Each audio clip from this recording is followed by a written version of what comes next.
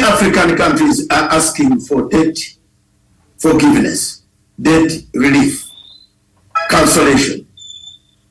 Cancellation, relief, structuring will not bring us any new dawn of hope. It will only add to the problems that we have. Because we still have the same disease that made us to go and borrow.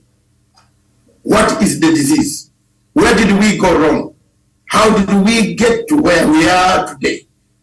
Those are some of the things that we must first, as Africans and African countries, learn how we can fight them, prevent them from occurring, so that we cannot again land in the crisis or in the debt crisis that we are in today. But given that, one wonders why Africa would like to ask for forgiveness, yet the rich North took all our mineral raw materials from our forefathers, took them to the rich North, developed the rich North. All the subways, the trains, the underground, the airports, the dikes that you see in Europe, the good roads that you see, the ships that you see, came as a result of several years of trading in mercantile capitalism that was involved in taking our raw materials, supplying them back to us at a higher price. It's indeed time for Africa to ask for abolition, complete abolition of debt, instead of asking for forgiveness. Because forgiveness will lead us to begging. Africa cannot beg when we have our own resources that we can utilize, step on, and stand on, and make a push for a better bargain on the world stage economically. But because of the difficulties of our setups of politics, social and economic structures that we have on the continent of Africa, that we have lost it. We have left it for the Europeans, the Americans, the Chinese to come to manipulate us on this continent.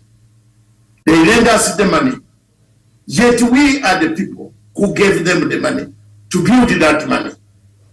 It's indeed time for us, therefore, to say, why don't you abolish and we start afresh? It's indeed time for African leaders to stand up and tell the world that we cannot afford, we can't pay. Because we were brothers, you took our minerals, you still take our minerals, you still take our raw materials, you still come with conflicts, you give us conflicts. As we fight, you are taking the raw materials. It's indeed time to abolish. You give us elections that always keep us fighting on the streets and everywhere in Africa across, bargaining, taking 5 years of hard work, waste more economic hours on the fighting more than economic hours of working.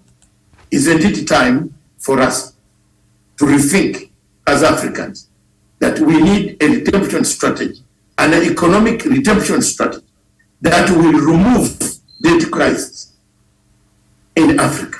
Our city continues and is continuing to bulge. It's a big city. It gives us sleepless nights. What can we do as Africans? Let's think afresh. Let's ask for abolition of debt crisis, of debts. Let's not ask for cancellation, because cancellation, when you return to borrow, they will ask you, because the private creditors are the ones that demand the funding that you borrowed and that you took out of IMF or World Bank. I rest my case. Thank you.